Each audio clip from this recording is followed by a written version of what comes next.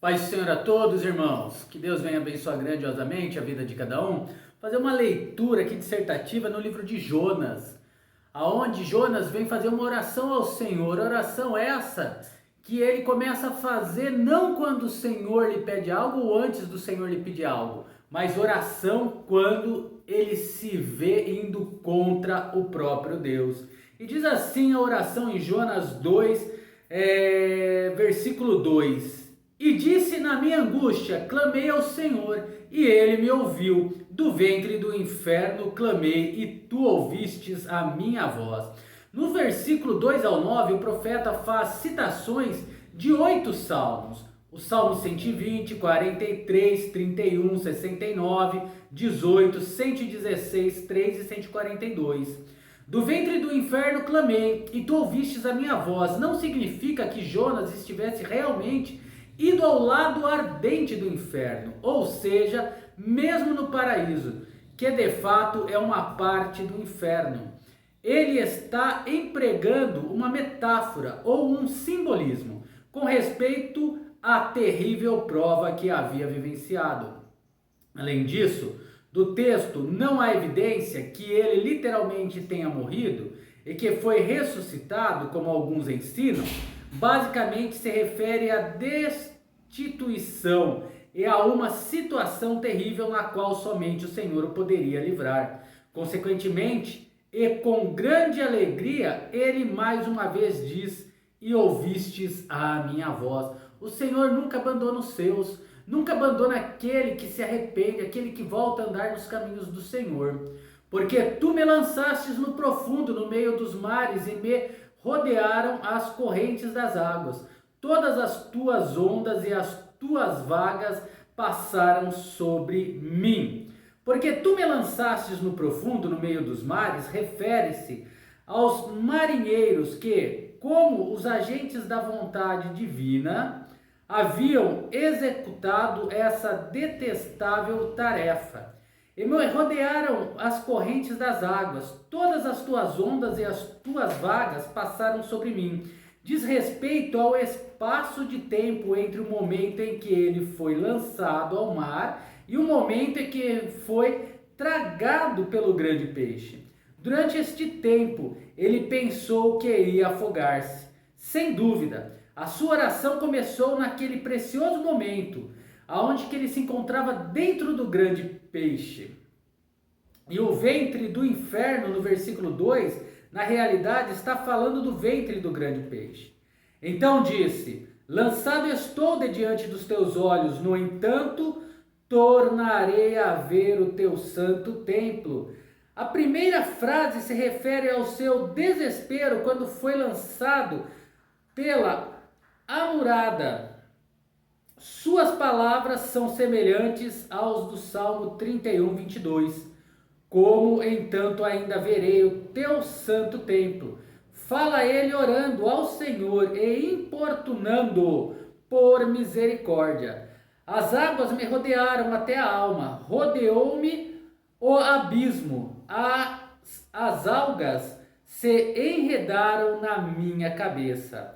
A evidência de que o navio do qual Jonas está viajando não estava muito longe da costa, quando a tormenta teve início, porque os marinheiros tentaram remar de volta à costa para assim colocar Jonas de volta em terra. Versículo 13 fala sobre isso. Portanto, a possibilidade de que as águas não eram tão profundas nesse lugar em particular, e que ele poderia ter ido até o fundo, ou quase quando foi lançado na amurada. O que resultou que a alga se enrodou na sua cabeça. As águas me rodearam até a alma, refere-se a Jonas quase se afogando.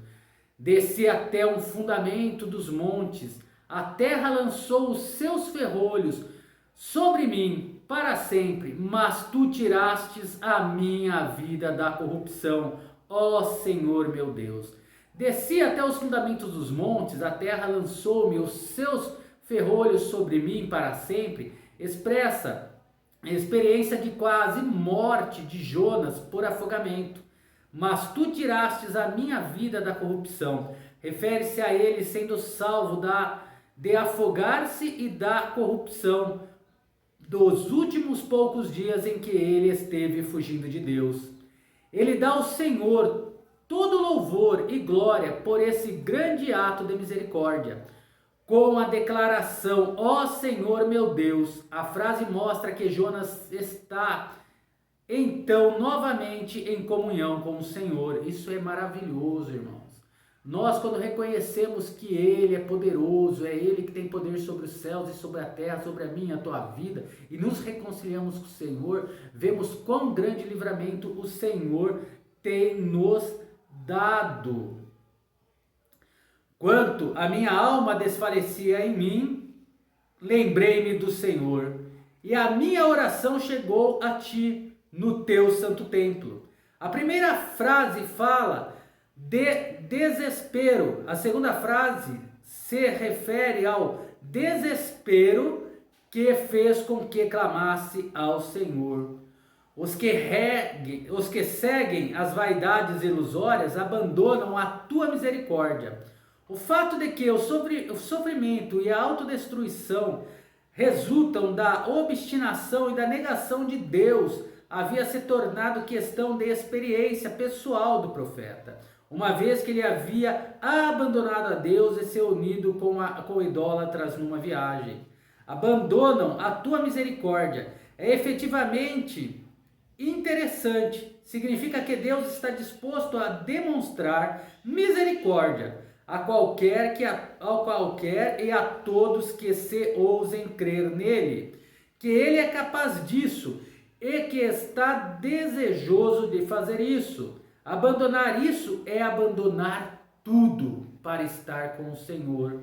Mas eu com voz de gratidão te oferecerei sacrifícios, pagarei o que prometi. A salvação vem do Senhor. A salvação vem do Senhor, apresenta a última lição que o homem orgulhoso se dispõe a aprender. Isso porque ela ensina que ele não pode contribuir para a sua própria salvação, pois o que poderia fazer Jonas dentro de um grande peixe?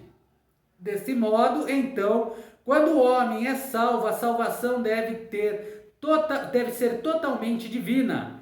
Mas eu com voz de gratidão te oferecerei sacrifícios. Refere-se à oferta pacífica que Jonas esperava oferecer assim que fosse possível. Levíticos 11:12. E ordenou o Senhor ao peixe, e este vomitou Jonas em terra seca. E ordenou o Senhor ao peixe, mais uma vez mostra que o Senhor tem controle total sobre toda a sua criação.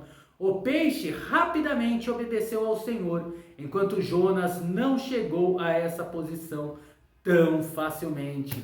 E eu e você, em que posição nos encontramos? A do peixe que obedece diariamente, eficazmente ao Senhor, ou a de Jonas, que vamos pelos nossos caminhos e quando vemos ali o abismo, vemos o inferno em nossa vida, buscamos e clamamos ao Senhor? Que nós possamos mudar dia a dia para sermos obedientes como o peixe. Deus abençoe a todos, um forte abraço e até o próximo vídeo.